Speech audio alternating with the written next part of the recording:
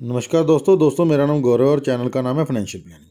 दोस्तों आज जो मैं आपके लिए स्टॉक लेके आया हूँ, मैं एक जायंट स्टॉक लेके आया हूँ HDFC बैंक, इंडिया का number 1 bank friends. Private sector bank में इस बैंक की कोई तुलना नहीं है। इसकी क्वालिटी, इसके प्रमोटर्स, इस बैंक की ग्रोथ, इसमें कोई तुलना नहीं है फ्रेंड्स। अगर Indian stock market, Indian economy को ग्रो करना है, इंडिया की GDP को ग्रो करना है, तो उसमें से ये कुछ बैंक्स, फाइनेंशियल सेक्टर्स हैं, इनको साथ ग्रो करना ही पड़ेगा, तभी इंडिया की इकोनॉमी में ग्रोथ आएगी, तभी इंडिया की GDP में ग्रोथ आएगी फ्रेंड्स।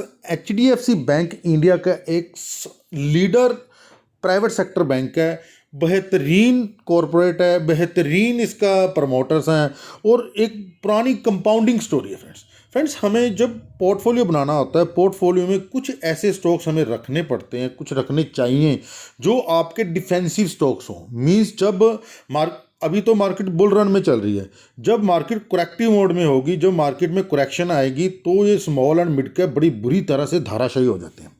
जो स्टॉक जितनी तेजी से भागता है उतनी तेजी से गिरता भी है। HDFC बैंक जैसे स्टॉक्स अगर हमारे कोर पोर्टफोलियो में 50%, जो अपना टोटल पोर्टफोलियो की 50% एलोकेशन है, ऐसे डिफेंसिव स्टॉक्स में हमें रखनी ही चाहिए, रखनी ही पड़ती है, नहीं तो अदरवाइज आपका टोटल पोर्टफोलियो कोलैप्स कर जाएगा, क्रैश कर जाएगा। इसलिए मैंने तो कुछ रूल्स बनाए हुए हैं फ्रेंड्स, शुरू से रूल्स बनाए हुए हैं कि अपने पोर्टफोलियो का 3 to 5% वेटेज ऐसे स्टॉक्स में HDFC bank, Kotak Mahindra bank, Bajaj finance, Bajaj Finserv, ऐसे TCS, HUL, ऐसे डिफेंसिव स्टॉक्स में रखते हैं और करेक्शन में इनको बाय करने की कोशिश करते हैं फ्रेंड्स। HDFC बैंक, ये देखिए, जैसे आप ध्यान से देखिए, आज से अगर हम इसके प्राइस को देखें, 2017 में इसका प्राइस था 775 के अराउंड, और इस बार इसी प्राइस पे आकर इसने, जब कोविड में क्रैश आया था, इसी प्राइस पर आकर इसने स्पॉट ली। मीन्स ये वाला 800 का प्राइस है फ्रेंड्स। ये वाला जो स्पॉट है, ये एक हैवी स्पॉट बन गया। लाइफ में दोबारा ऐसी स्पॉट, ऐसा क्रैश आपको देखने में डिकेड्स में एक बार देखने में मिलता है फ्रेंड्स। मीन्स 800 के नीचे इस स्टॉक के जाने के चांसेस लीस्ट। ये कंपाउंडिंग स्टोरी होती है फ्रेंड्स। ये धीरे धीरे बढ़ते जाते हैं। ये देखिए, एक चैनल में चलता है ये स्टॉक, एक चैनल में चलता है, अपवर्ड चैनल। मैंने पहले भी आपको कई बार बताया कि हमें ऐसे स्टॉक्स ही लेने होते हैं जिनकी मूवमेंट अप हो, जिनका चैनल, ये सुपर स्टॉक्स मैं इनको बोलता हूँ, जिनका मूवमेंट अपवर्ड मूवमेंट हो। और हमें ट्राई करना है कि उस स्टॉक को उसके नीचे के स्पॉट पर लेना है, इन लेवल्स पर लेना है। अगर इन लेवल्स पर लेते जाओगे तो आपकी कंपाउंडिंग, आपकी CAGR मिनिमम 10 to 15% बढ़ जाए। अगर आप इस लेवल पे लोगे तो फ्रेंड्स आपको वेट करना पड़ेगा, जब दोबारा उस लेवल पे आएगा। आपका टाइम वेस्टेज होता है, यहाँ पे टाइम डिके होता है। आपको इन लेवल्स पे स्टॉक्स को पकड़ना है, इन लेवल्स पे पकड़ना है और उसको टाइटली होल्ड करना है फॉर लॉन्ग टर्म। ये देखिए, 800 के राउंड था पहले ये, इस लेवल पे स्टॉक, इस लेवल पे मीन्स 17 में। उसके बाद बढ़ता इसने एक हाई बनाया, इस लेवल पे हाई बनाया 2019 में 1300 का। उसके बाद सडनली क्रैश आ गया कोविड के कारण। उसके बाद भयंकर तरीके से फ्रेंड्स, आप बैंक निफ्टी देखो, बैंक निफ्टी ने अभी भी लाइफ टाइम हाई नहीं बनाया, बट इस स्टॉक ने, इन कंपनीज ने, HDFC bank, Kotak Mahindra bank and Bajaj finance ने अपना प्री कोविड लेवल को ब्रेक कर दिया, उस लेवल के ऊपर ट्रेड कर रहे हैं। अब ये स्टॉक किसी लेवल, एक लेवल पे कंसोलिडेट हो रहा है, यहाँ पे चल रहा है फ्रेंड्स। RSI इसकी स्ट्रॉन्ग है। ये देखिए, आज की इसकी जो कैंडल बनी है बहुत अच्छी बनी हुई है। ये कैंडल देखिए, ये कैंडल कितनी बुलिश बनी हुई है। आज की कैंडल इसकी माराबोजू टाइप कैंडल है फ्रेंड्स। ये नीचे, आप एक चीज़ मैं आपको बताना भूल गया फ्रेंड्स, इसके वॉल्यूम्स देखिए आप, वॉल्यूम्स बढ़ रहे हैं। मीन्स स्ट्रॉन्ग हैंड्स में ये स्टॉक जा रहा है। ये देखिए, ये बार्स देख रहे हैं ना, ग्रीन वाली बार्स कितने बड़े हैं। इससे पहले आप चेक करो, इससे पहले इतनी बार्स आपको यहाँ पे देखने में को मिली थी, इस लेवल पे। उसके बाद थोड़ी बहुत चलता रहा। इस बार देखो कितनी बड़ी बड़ी बार्स बनी हुई हैं। ये बार्स फ्रेंड जब भी बनती है, मैं हर बार आपको एक्सप्लेन करता हूँ, ये वॉल्यूम बार्स होती हैं। मींस कोई स्ट्रॉन्ग इन्वेस्टर्स, कोई बड़ा FII, DII, म्यूचुअल फंड, कोई अच्छे हाथ लगे हैं इसको, अच्छे लेवल पे अकमुलेशन हुई है। जब ये अकमुलेशन होते है धीरे धीरे स्टॉक चलता है तो जिगजैग मूवमेंट में, बट ये लंबी दूरी तक चलता है, यहाँ से स्टॉक काफ़ी गुना बढ़ जाता है फ्रेंड्स। इसके पैरामीटर्स चेक करने की कोशिश करते हैं फ्रेंड्स। हम इस साइड पे चलते हैं, ये देखिए friends, HDFC bank is a publicly held banking company engaged in providing a range of banking and financial services including retail banking, wholesale banking and treasury operations. Friends retail banking में ये stock, ये bank, ये business perfect है। Yes bank के गिरने का सबसे बड़ा कारण ही ये रहता है, उसके रिटेल बैंकिंग में उनके रिटेलिंग में काम कम करते थे, वो दूसरे कॉर्पोरेट एक्शंस में कॉर्पोरेट्स को ये बड़े बड़े लोन देते। ICICI बैंक की भी यही प्रॉब्लम थी, बट ICICI बैंक ने अपना ये सारा सिस्टम चेंज कर लिया, वो भी रिटेल की तरफ ध्यान ज़्यादा दे रहे हैं, जिस कारण से उनके NPA नहीं बढ़ते हैं। अभी ICICI बैंक भी बहुत स्वीट स्पॉट पे चल रहा है। ICICI बैंक भी आने वाले टाइम में जो लग रहा है अच्छी मूवमेंट, अच्छी ग्रोथ दिखाएगा फ्रेंड्स। इस स्टॉक का मार्केट कैप देखिए 7,69,000 करोड़ का मार्केट है। एक जायंट कंपनी है फ्रेंड्स, इंडिया की 3rd लार्जेस्ट कंपनी है। नंबर 1 पर we all know Reliance, second पे TCS और 3rd पे HDFC बैंक। स्टॉक की पी देखिए फ्रेंड्स, इतना बड़ा बैंक है, इतनी तेज़ी के बाद चलने के बाद भी पी रेशो 26। इंडस्ट्री की पी ऑलमोस्ट 23 के राउंड चलती है। इंडस्ट्री की पी इसकी 26 है। बेहतरीन बैंक, बेहतरीन क्वालिटी, ROC ROE जेन्युइन। मैं इसके बाकी पैरामीटर्स आपको चेक कराता हूँ जो देखने, इसके रिजल्ट्स लास्ट क्वार्टर्स के रिजल्ट्स चेक कराता हूँ, जिस कारण से मुझे बहुत अच्छा लग रहा है। ये देखिए फ्रेंड्स, सितंबर 20 के जो लास्ट क्वार्टर के रिजल्ट आए थे, 31,742 करोड़ का टोटल रेवेन्यू आया था। फ्रेंड्स बैंकिंग स्टॉक्स की बैलेंस शीट पढ़ने का अलग तरीका होता है। ये इसका टोटल रेवेन्यू, जिसमें से जो नेट प्रॉफिट आया था 7,700 करोड़ का आया था। EPS जो नेट आई थी इसकी 14। अब देखिए 7,700 करोड़ का इसका नेट प्रॉफिट, इससे पहले इसने कभी भी जनरेट नहीं किया। All time high net profit आया 7,703 करोड़ का, और ऑल टाइम हाई इसकी EPS आई है, जिसकी वजह से इसकी PE बहुत कंट्रोल चल रही है। रेवेन्यू देखिए 31,000 करोड़ का आया, लास्ट सितंबर में 30,000 करोड़ का आया था, जून 20 में आया था 32,000 करोड़ का। रेवेन्यू जून से थोड़ा सा कम है, बट प्रॉफिट देखिए फ्रेंड्स, बैंक ने क्या बेहतरीन प्रॉफिट कमाया है, जिससे इसकी ग्रोथ सुनिश्चित हो जाती है, जिससे ग्रोथ इसकी कंफर्म हो जाती है। आने वाले टाइम में अगर हम सोचें, दूर खट के सोचें, फाइनेंशियल सेक्टर में अगर कोई बैंक चलेगा तो HDFC बैंक। इसकी इतनी ब्रांचेस, इसकी ऑल ओवर इंडिया में एक मोनोपोली है, क्वालिटी है, बहुत ग्रोथ करना है HDFC बैंक में। ये एक बहुत बड़े लेवल पे बैंक चला जाएगा। ये देखिए फ्रेंड्स, जो सेल्स हैं इनकी 10 साल में 22%, 19%। CAGR देखिए फ्रेंड्स, जिस कारण से मैं लेके आऊँ, 10 साल में 20% की CAGR से इसने अपने आपके पैसे को मल्टीप्लाई किया है।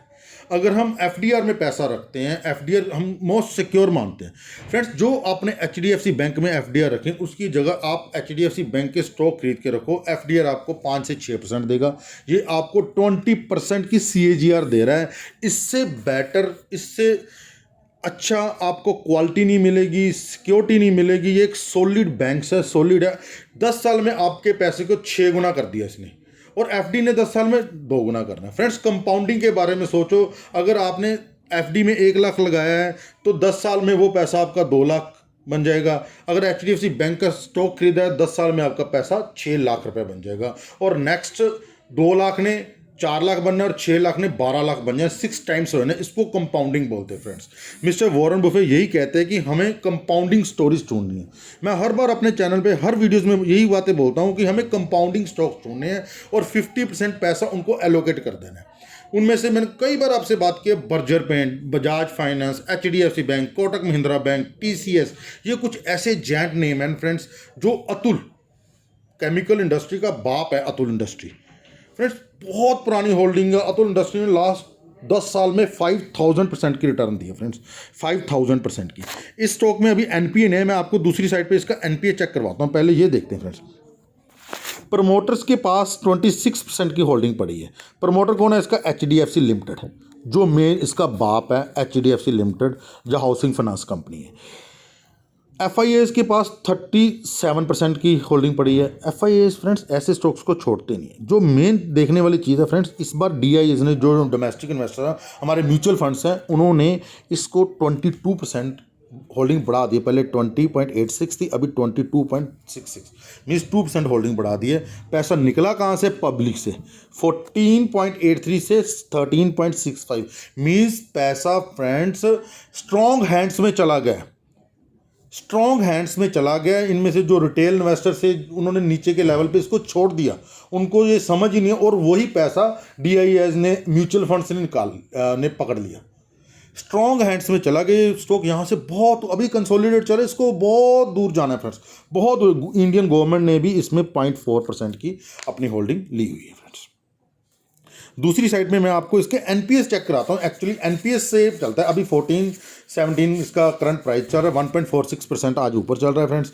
ये देखिए फ्रेंड्स, इसके हम पहले इसकी रिटर्न प्रोफाइल चेक करते हैं, फिर मैं आपको इसके NPA की स्टोरी समझाता हूँ। ये देखिए, अगर आपने इसको 10 साल पहले लिया है तो 1 लाख का 5,27,000 बना दिया।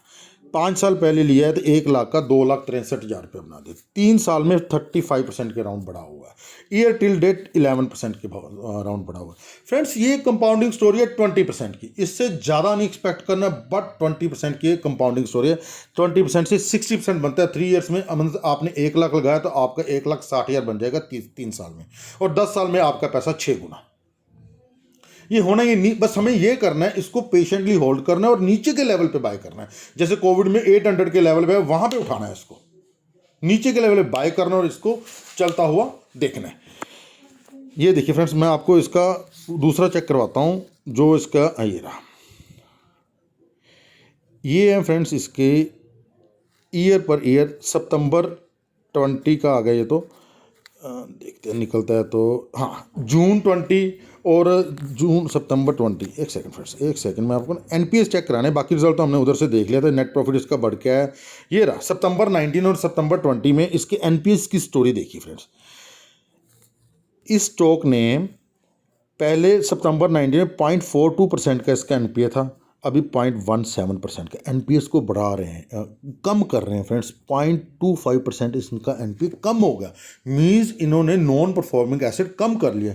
बैंकिंग स्टॉक्स में इंडसइंड बैंक जब गिरा था फ्रेंड्स, मैंने 1600 के लेवल पे वीडियो बनाई थी, उसके रेगुलरली 3 क्वार्टर में NPA बढ़ रहे थे और HDFC बैंक के NPA कम हो रहे थे। जहाँ से कंपैरिजन हो जाता है कि बैंक के अंदर कुछ ना कुछ बड़ा चल रहा है। PNB के आप NPS देखो रेगुलरली बढ़ रहे हैं, और इंडसइंड बैंक की यही प्रॉब्लम थी, जिस कारण से स्टॉक में देखो कितना बड़ा क्रैश आया था। उसका रीज़न NPS था, उनके NPS रेगुलरली बढ़ रहे थे। ग्रोस NPS देखो, सितंबर 19 में 1.38%, सितंबर 20 में 1.08%, मीन्स 0.30% के हिसाब से इन्होंने अपने NPS कम किए हैं ईयर पर ईयर। मैं आपको इसके दूसरे भी चेक करवाता हूँ, इसके क्वार्टरली NPA भी चेक कराता हूँ, जून और सितंबर के। रेगुलरली इनके NPS कम होते हैं फ्रेंड्स, रेगुलरली। स्टॉक की इस बार जो रिजल्ट आएगा, हम इस बार के रिजल्ट को भी हम चेक करेंगे, इस बार के रिजल्ट को हम देखेंगे, वहाँ पर मैं आपको दिखाऊँगा इनके NPS की स्टोरी क्या है। ये है इनके NPS, दिख नहीं रहे हैं, एक सेकेंड फ्रेंड्स, शायद आगे दिखेंगे। अगर जून और सितंबर के दिख गए, ये मार्च के सितंबर के आगे, ये मार्च और सितंबर का आ गया फ्रेंड्स। ये देखिए, इस बार इनके NPS मार्च और सितंबर के कंपैरिजन बढ़े हुए थे। जून के अगर दिख जाए तो हम देखते हैं, अगर दिख गए तो वो भी मैंने चेक किया, तो उसमें भी ड्रास्टिकली चेंज आई थी इनके NPS में। NPS इनके कम हुए थे जून और सितंबर में, 0.25% इनके NPS कम हुए थे फ्रेंड्स। ये था फ्रेंड आज का स्टॉक HDFC बैंक, एक बेहतरीन स्टोरी, बेहतरीन प्राइवेट सेक्टर बैंक, एक कंपाउंडिंग की स्टोरी, कंपाउंडिंग मशीन है फ्रेंड्स ये HDFC बैंक, एक quality bank. Thank you friends, मिलते हैं नेक्स्ट वीडियो में। थैंक यू, धन्यवाद। वीडियो को लाइक कीजिए, चैनल को सब्सक्राइब कीजिए, और नीचे दिए हुए नंबर पर आप मुझे व्हाट्सअप कर सकते हैं for portfolio service. Thank you friends, thank you, धन्यवाद।